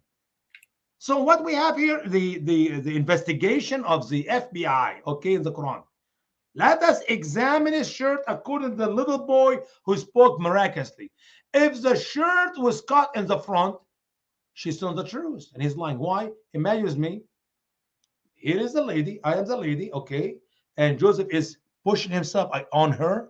He is trying to have sex with her, and she's pushing him away. When you do pushing away, naturally, the shirt will be cut in the front because you push him like that, okay? Now, if the shirt is cut from the back, that means she is holding him to her. She want to kiss him. She want to make love to him. So, and he's trying to go away. And guess what? The shirt will be cut. The shirt will be cut from the back. Well, already Allah told us that the shirt was cut from the back. But here we go. The FBI investigated the case and found, yep, the shirt was cut from the back. So she is lying, and he's telling the truth. Okay, she is the one she tries to seduce me. I'm not saying, master. I didn't mean to do it. She's the one. She's pushing me to it. No, okay. So what was the reaction of the master here? Once again, the foolishness of Allah, Jibril, and Muhammad. I mean, Muhammad should correct it. If Allah gave it to him wrong, he should correct it. You have to understand, the Egyptian Potiphar is not some guy even work at the gate, a slave to Pharaoh. No, he is a shorty, is like a policeman. Authorities, authoritative place, a rich guy, an important guy. A guy can buy slaves. A guy can buy Joseph. Even if it is a low standard people of Egypt, the poorest of the Egyptian. When a man in Egypt, his wife want to cheat on him, and she's trying to have sex with one of his slaves, what do you think he's going to do? He get a little bit upset, go for a walk, smoke a cigarette, have a cup of coffee, and then you cool off. No, that's not what they do. They actually kill their wives. They actually will be real angry, real mad. He maybe slap her right and left to say, what in the world you think you're doing? But don't worry, the whole story is made up. That's not the biblical account. What Muhammad is telling the Quran here is a nonsensical story. He ruined my favorite story. I said it a million times. He ruined my favorite story. So he found out that he was telling the truth and she is a liar. So, he's just jealous. You ladies are so, you are so deceiver. I know you want to have sex with him. You know what, Joseph? I'm leaving. I'm going back to work. I don't have time for that. I have a very important meeting with some other people in the kingdom of Pharaoh. He just lets them be together in the house. He didn't get upset. He never raised his voice. He never get mad at Joseph because he found that he's an innocent. I mean, that stupid wife want to have an affair with her slave. So, I let it go and he move on with his life. I'm tired. Maybe it was late at night and he want to go sleep. He want to sleep because tomorrow he have to work. I'm not going to worry about it. This is what Muhammad told us the story. How Allah corrects that? How Allah fixed that? How that was it. That's the verse of the Quran. Let's read the last verse before we go look together as the true biblical account. That is verse 29. What was advice to Joseph, and what was the advice for the Al-Aziz wife? Listen to the word of Allah. Joseph, ignore this. And my wife, ask forgiveness for your sin. Indeed, you were of the sinful. And woman said, No, leave this. We'll leave that. We'll get to it later. Just a minute. 29 is good enough. Joseph, turn away from that. Joseph, let her go, man. Don't mind her. She want to have sex with you. Don't mind. And you lady, listen up here. You better ask forgiveness if you sin. Forgiveness of sin. You mean having sex with her slave as a sin? And she neither repented of it, but you left them together in the house by themselves. You were a sinner, lady. Okay, don't do it again. I'm going to bed now. And what's amazing, we don't know who's talking here. Could it be her husband? Yeah. Could be Allah? Yeah. But how can Allah talk to a sinful woman like this and say, ask forgiveness? That's actually her husband. It makes more sense. It's Al-Aziz himself. Mr. Al-Aziz himself is speaking here. Forget about it, Joseph. Move on with your life, man. And lady, ask forgiveness for your sin. Let's go to the Bible. I'm going to tell you where Muhammad come up with the story and how Muhammad ruined the biblical story. Let's go to verse from verse 6. 6. Yes, ma'am. And he left in Joseph's care everything he had, with Joseph's in charge. He did not concern himself with anything except the food he ate. Now Joseph was well built and handsome, and after a while his master's wife. No. Sister. Joseph was what? Handsome. Well built and handsome. Well built. He is a nice looking guy. I know that Ibn Kathir talked about it in his interpretation, but where did he come up with this knowledge? Maybe he was ugly. Maybe he was short. Maybe he have a crooked eye or cross eye. How do we know that? He tells us about Joseph as if he met with Joseph and have coffee with him years ago, but in reality, the Bible said that. So if you enjoy the interpretation of your scholars about any story in the Bible, ask yourself the question, which I put that all the time in that book here. Exposing the truths about the Quran, the revelation of error, the story of the prophets. In these 2 volume books, I always talk and ask the question, where did Ibn Kathir came up with this knowledge about anything? Oh, Ibn Kathir read the Bible and he's interpreting the Quran using the Bible, which, by the way, this information does not exist anywhere in the Quran. So he was a nice looking guy, well built, macho, strong muscles, nice looking, handsome guy. Okay, go ahead, sister. Now Joseph was well built and handsome. And after a while, his master's wife took notice of Joseph and said, "Come to bed with me." But he refused. "With me in charge?" he told her. "My master does not concern himself with anything in this house. Everything he owns, he has entrusted to my care. No one is greater in this house than I am. My master has withheld nothing from me except you, because you are his wife. How then I could do such a wicked thing and sin against God?" Wait a minute. Do we read that anywhere in the Quran? No. I know that the Quran said, Rabbi, my Lord, but somehow they translate into English, my master, which is actually what we read here. Sayyidi, my master. Not Rabbi, my Lord. Sayyidi. He's a slave owned by a master. Not owned by Allah or God, Rabbi. That's okay. And he explained to her the reason he will not have sex with her, not because he is in charge of the house. He said, because how can I do that and I sin against God? In the Quran, she desired him and he desired her. Hamad, she's like, she moved towards him and he moved towards her. That's not the Bible teaching. That's the corruption of Allah, Jibreel, and Muhammad in the Quran. And I know Muslims love to defend every prophet in the Bible and love to make fun of every sinful act of every prophet in the Bible by saying that's not the Bible. That's not the real Bible. There is no way Lot have sex with his 2 daughters. The Bible is corrupted. There is no way. that Noah got drunk. There's no way that David commit adultery in the, as Muhammad. They never commit adultery in the Quran or in the Sunnah of Muhammad, the Hadith. And every time we read in the Bible there is a sin of somebody, they jump on the Bible. The Bible is corrupted. That's not the real Bible, because the Prophet of Allah will not do that. Wait a minute. But Joseph never thought to have sex with Potiphar's wife. And the reason, he said, how can I do that and sin against God? But in the Quran, Muhammad and Allah and Jibril made Joseph a lover boy. Literally, read the interpretation of your scholars. He took his clothes off. He was about to make love to her, but Allah saved him. Was the right of the finger of his father or the voice of Jacob talking from the ceilings? They're telling you. He was laying on the chair back, and she came above him, took her clothes off, and he was looking at her, was about doing some kissing, and he saw on the ceiling. As if Ibn Kathir or Tabari was there, and they saw the whole thing. It's like a movie. Hollywood was there with the cameras. Here, the answer is very clear. He did not desire her. He never wished to be close to her. And he said, why he did not do it? Because it's a sin against God. Tell this to Muhammad, the womanizer. Tell this to the Muslim believers who are allowed by Allah, the blessing of Allah, to be womanizer, to sleep with every woman they can have their hand on. Okay, go ahead, sister. Keep reading. And though she spoke to Joseph day after day, he refused to go to Wait a bed minute, wait a with minute. It was not just one time. It's not like one occasion, or this is a continuation, sister. It's not just one time, 1 week. She just kept forcing him, bothering him. Is that what we read in the Quran? No.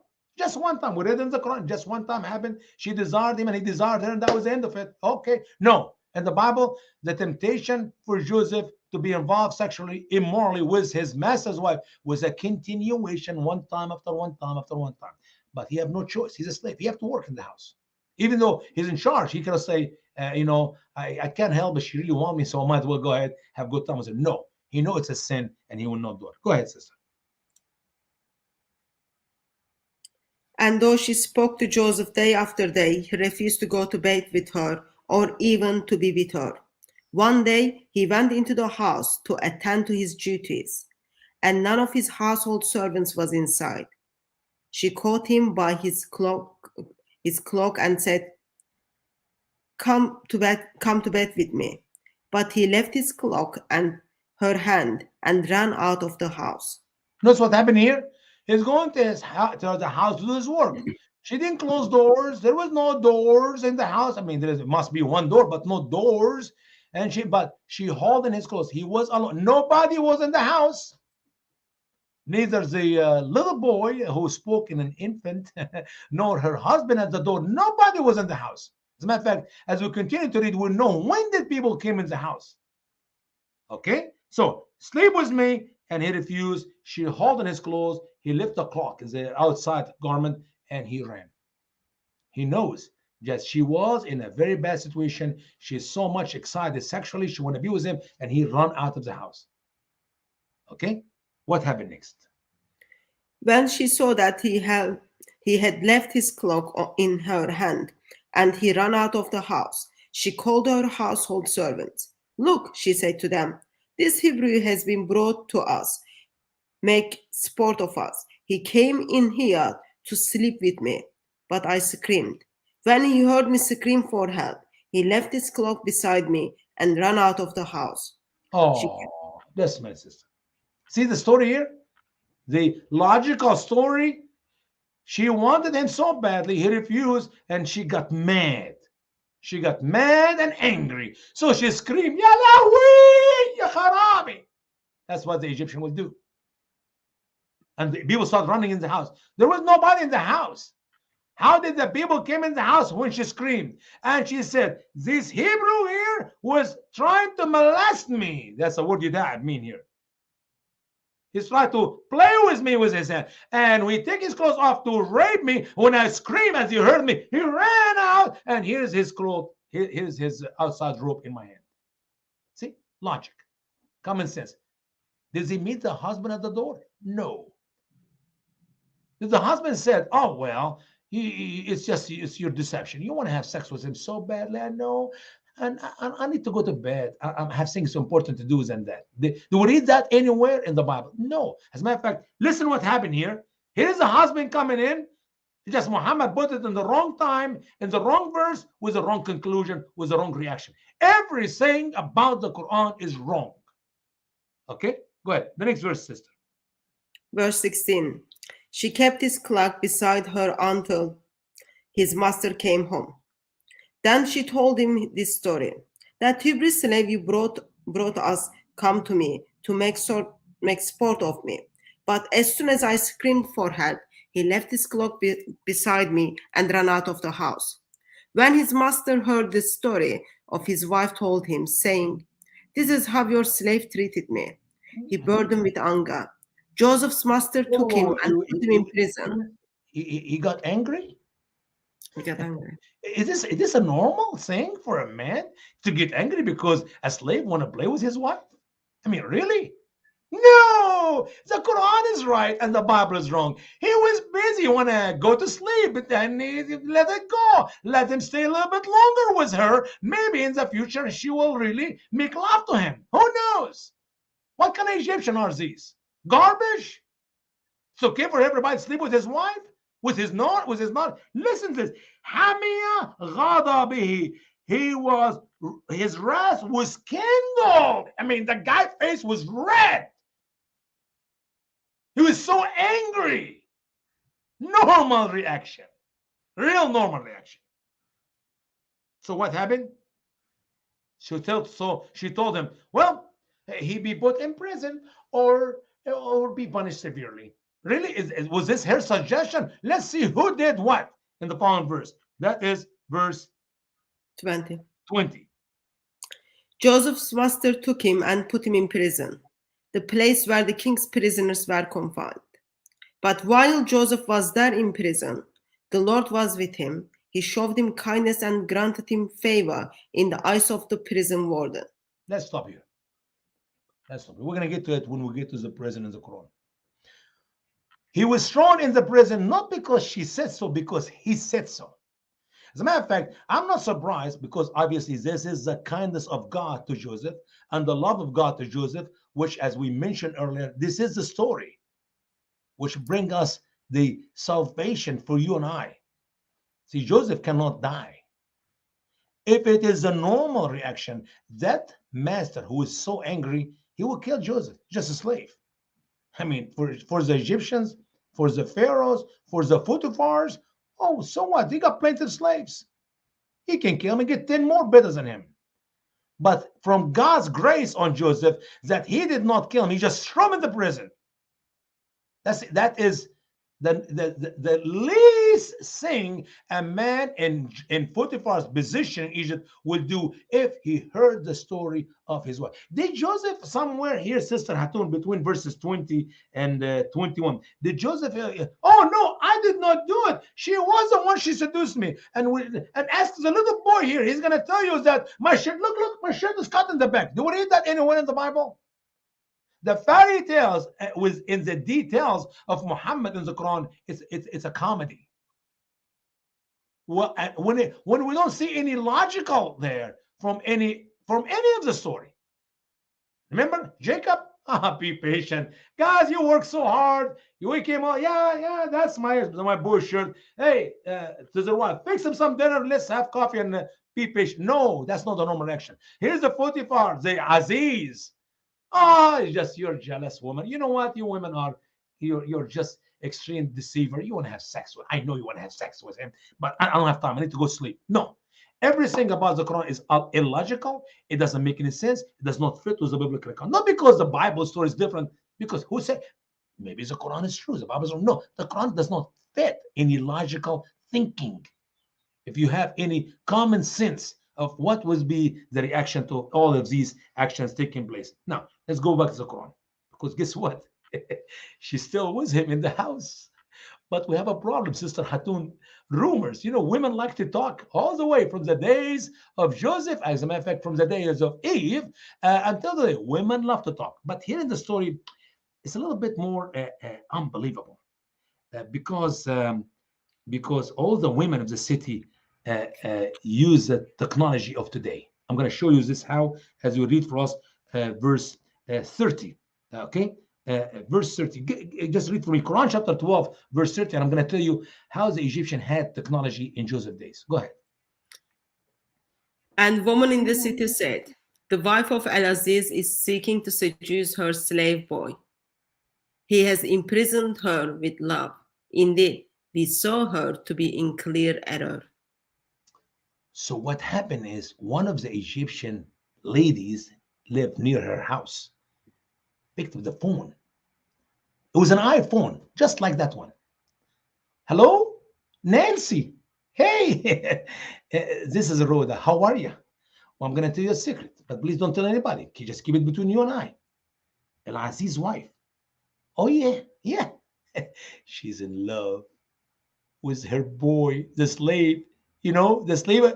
Oh, yeah, she want to have sex with him.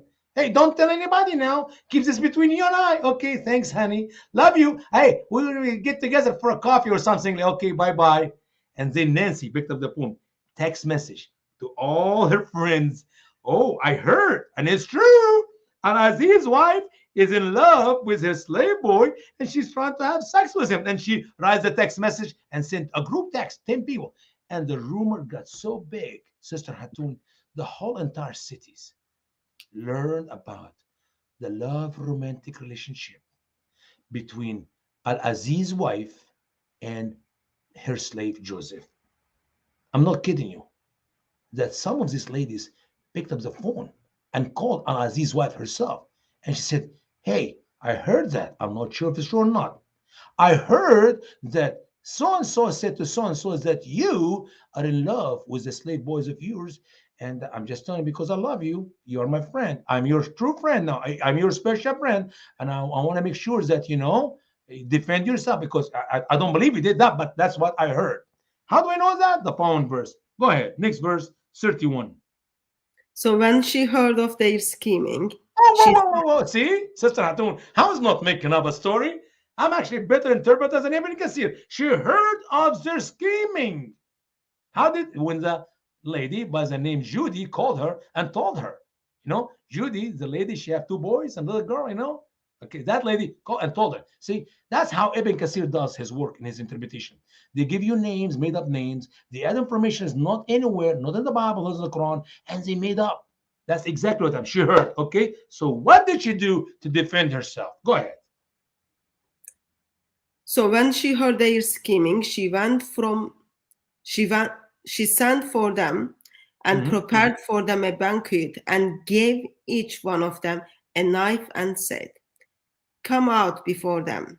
And when they saw him, they greatly admired him and cut their hands and said, perfect is Allah.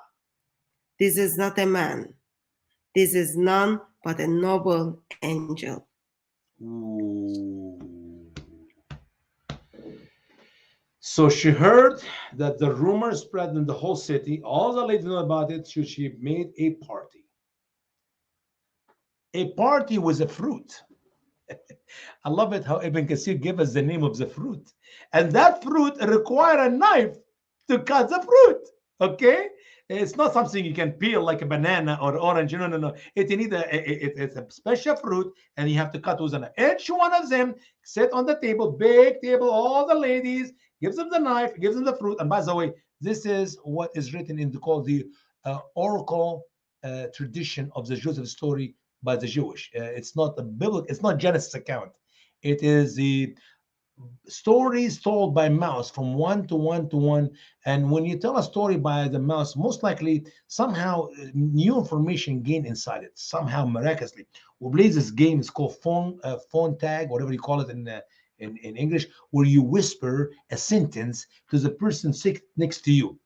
And then he whispered to the person sit next to him, her, him, her, him. By the time it goes in a circle and come back to you, it's a completely different sentence. So that is a problem with, I'm sorry? Chinese whisperer. Okay, Chinese whisper. By the time it comes to the original, I'm not kidding you. You may say Johnny bought a car. It come in here. Johnny died in a car accident or something completely different. Maybe not, even the car will not be there. Johnny died in an airplane crash. See what happened here? So this is the oral teaching of biblical stories by the Jewish people. Muhammad heard it and he copied. And amazingly, his scholar will use that information in detail more than what's in the Quran. So not only Muslims are interpreting the Quran by the Bible, they're interpreting the Quran by the real source of the story of the Quran, which is a counterfeit of the Bible to start with. So anyway, so now all the ladies sitting there and they got the knife, and he said, Joseph, honey, baby, come here. I want you to come here. And he coming in, and all these ladies looked at him. It's like, oh my God. That is a hot, cool stud. This is so cool. I want to have sex with him, me myself. No kidding. I'm going to show it to you. In the verses of the Quran, they all want to have sex with him. Not just Al Aziz's wife. They all are fascinated with his love, with his looks, with his muscles, with his beauty. He's a handsome look. Look, the Bible says he's handsome. Here we go. So they said, this is not just a human. This is an angel. So much could not believe their eyes. They grabbed the knife and cut the right hand and the left hand. They're all bleeding now. Wow. That was because they got distracted by his beauty, apparently. Hatun, I'm telling you, he's a stud, nice looking guy. Woo! Thank you, Allah. And the funny thing is, these Egyptians who do not believe in Allah, they're actually talking about Allah in the same verse. What is amazing thing, Hatun, when I read the idol worshiper, when they swear in the interpretation of Al-Tabari and Ibn Kathir and Qurtubi, they swear by Allah. They don't swear by their false gods. They swear by Allah. Here's the Egyptian ladies. What does it say? Let's here we go. Hasha lillah. Allah forbid. I don't know how you read it in your translation. Allah forbid. This is not an angel, a human. This is a generous angel. This Egyptian women knows Allah, the God of Muhammad. Wait a minute. Our God in that days is Pharaoh. No kidding. Pharaoh is our God. They did not. Pharaoh forbids. No, they say Allah forbids. Hasha lillah. It says, perfect is Allah. This is not a man. This is a none but a noble angel. Hasha lillah in Arabic, in English, Allah forbids. In the other translation is a comedy. It's another line. But anyway, so now she's going to say, here it is. You know, they all got distracted, as you said, and they cut their hand. They even know what they're doing. The guy is so hot looking, good dude. He can't help it. So now let's go to the next verse. That is the amazing looseness, immorality of the Egyptian. After all, her husband knows she want to have sex with him. He didn't throw him outside the house. He didn't get mad at her. He just lets him be. Have a good time. You know, Joseph, to be honest with you, don't go, sir, man. But I need to go, okay? He was busy. The Al-Aziz was busy. So what did she say in verse 32? She said, that is the one about whom you blamed me. And I certainly sought to seduce him, but he firmly refused. And if he will not do what I order him, he will surely be imprisoned and will be of those debased. Wow. This is the hot looking stud which you are talking about, all the rumors and phone calls and text messages. That's him. You see? And here's the deal. If you will not have sex with me, listen, she's not embarrassed even of it. Openly, a married woman to a prince.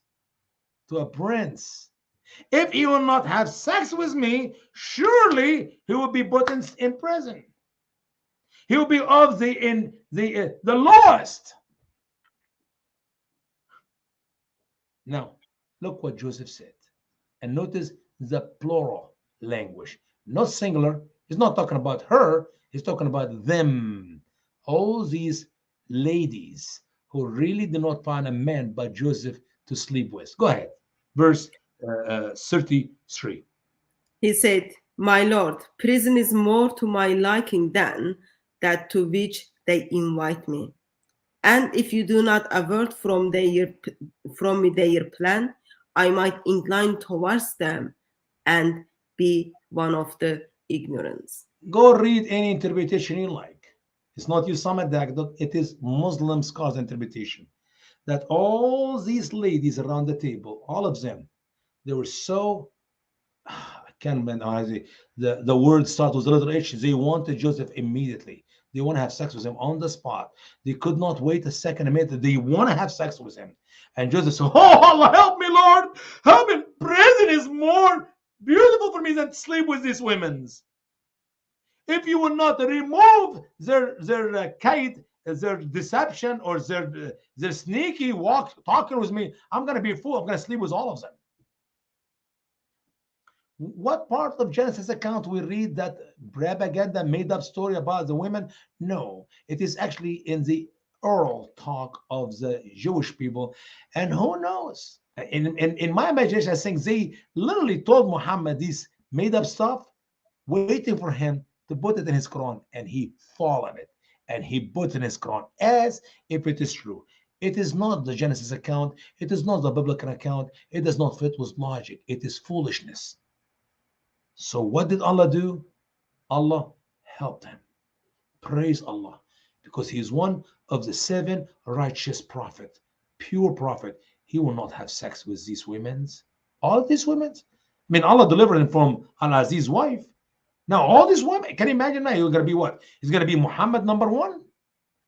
Muhammad can sleep with all these women, but Joseph is a pure one. And by the way, Muslim will tell you Muhammad is a pure one too. And a believing woman, Quran chapter 33, verse 50, if she offer herself to the Prophet of Allah, if the Prophet of Allah desire to yastankihha, that is to have sex with her, not once, but continuation of have sex with her. Yastankih is a word in the Arabic language built on the verb yastaf'al, which means you do and you do and you do. You continue to be involved with them sexually. It's a privilege for Muhammad. Somehow Allah forgot to give the privilege to Joseph. So what did Allah do in verse 34? So his Lord responded to him and averted him from their plan. Indeed, he is the hearing and the knowing. So Allah somehow changed not Joseph, but the women. فَصَرَفَ عَنْهُ كَيْدُهُنَّ. Oh, I'm sorry. Maybe actually it could be Joseph here. It could be. I don't know. If I look at the, let me slap quickly here. Let's see what Al-Tabri said. فسبب ربنا لما قال انا مستقبل يوسف لربه ولما دعا بصرف كدهن انما اخبر ربه ان السجن احب اليه من معه. Okay, Allah taught Joseph that the sijn would be more loved for him than he have sex with this woman.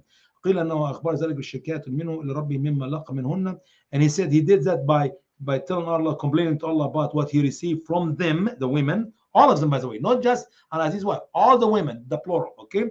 ورزقنا كنا فصمنا بمعنى ذات دعوة المساعدة المساعدة كيدهن وكذلك الله تعالى ذهب ربي وذلك قولي قال آخر إن لا تزرني أهينك. Okay, Allah, he's telling Allah, if you will not remove this from me, I will insult you. إن لا تزرني أهينك, mean I will insult you. As a prophet of Allah, he should not do that. فيجيبه الآخر إذن أزورك. Azur. I don't know what this word is. The problem is in the reading of Al-Tabari interpretation, there is no tashkil. So you can be reading some of the. Anyway, Allah فدعا فصرف عنه ما أرادت منه امرأة العزيز. So Allah removed from him what Al-Aziz's wife desired from him. And that's obviously one interpretation. As you know, if I can read for another half hour, I'll give you 10 different opinions. And you just choose which one you like. Okay? I think this is a good place to stop, because if we get to the prison, we're going to be a little bit excited and again a little bit longer time. So far, we have seen in the Quran a comedy story with so much fabrication. And by the way, the fabrication about the woman of Al-Aziz here will repeat itself later in the Quran. So it's not just one time. It's coming in because Joseph still needs to defend himself a little bit later. And that case was going to go up all the way to Pharaoh himself, not just Al-Aziz, but Pharaoh himself. God help us. They go into the prison and coming out of the prison, and the rest of the story we will continue with that, Lord's willing, in a couple of weeks as we continue with the comparison between what the Bible said and what Muhammad said concerning the story of Joseph. Thank you, brother. So we've been looking at Surah 12, and today we picked up from verse 13 to 34. Verse 1 of Surah 12 states this is clear book. And verse 111, last verse of the Surah 12 states it is well detailed. But what Usama is doing is simply looking at the verses and then asking very basic question to this very well detailed chapter. And he couldn't do without going to Bible. Things didn't make sense in the word of Allah. Yet, even though we start kind of taking Quran as itself, we were disturbed by the details or by the way stories has been represented. Such a shame and disgraceful to Allah for destroying his previous word, I think. Sister, I'm telling you, it breaks my heart to see Muslims believe in the Quran to be the perfect word of Allah, never been corrupted. And in reality, and you know better about that than anybody else, we got plenty of Quran with different writings and different wording. But even when you open any of them, just choose one. Hafs here. We talk about Hafs here. Read the story of Joseph.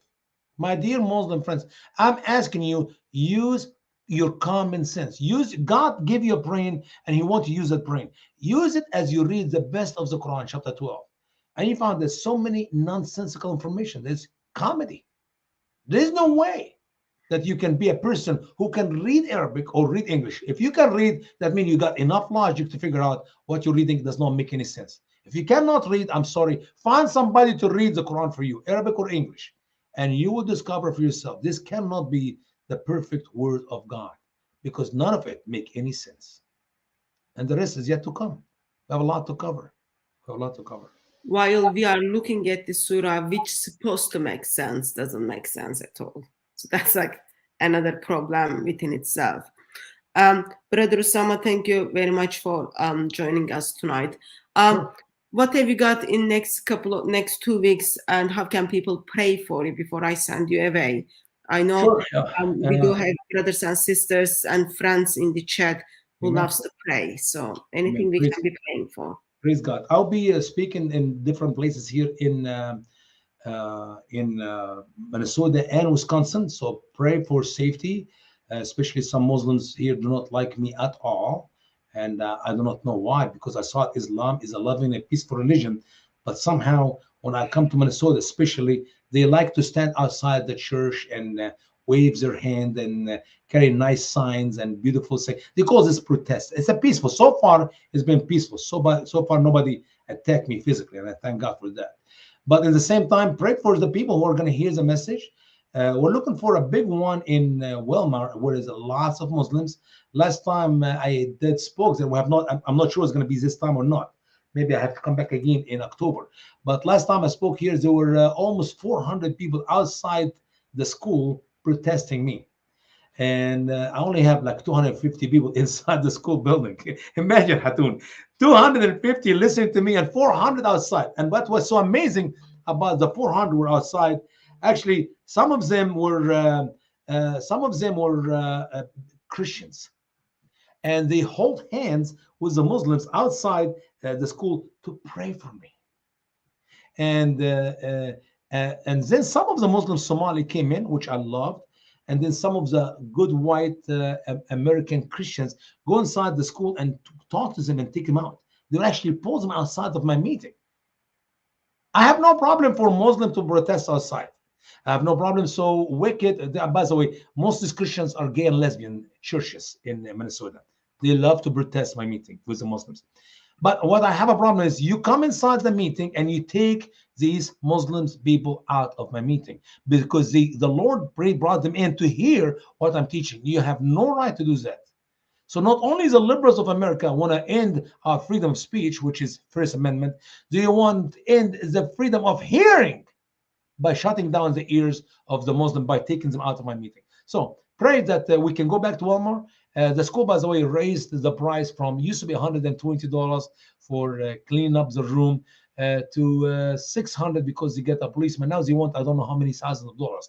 They want to bring the army of the United States of America into the school to protect the Muslims from me. I said, I don't need any protection. I don't need any policeman. No, we have to, because when you come, you bring chaos to our community. Anyway, Well, so pray. So Just we pray for your work, as well as we pray for our brothers and sisters who do share different methodology, and also our brothers and sisters who needs to turn to their first love. We do pray for them as well. But Amen. also we pray for Lord Jesus Christ to continue to save the souls of Muslims. Thank you very much, everyone who has joined me, and Brother Usama, thank you so much for Thank you, sister. joining us tonight. So we did kind of quite a lot of verses, and you helped us to think again and remember how well-detailed Quran actually forgets the essentials. So thank you very much for that. Thank We will you. be praying for you. Once again, thank you very much, everyone who joined us in the chat, as well as thank you to our guests who joined us as well. By God's grace, we will see you tomorrow evening for another live stream, or we will see you at the bosom of the Father. God bless you all. Amen.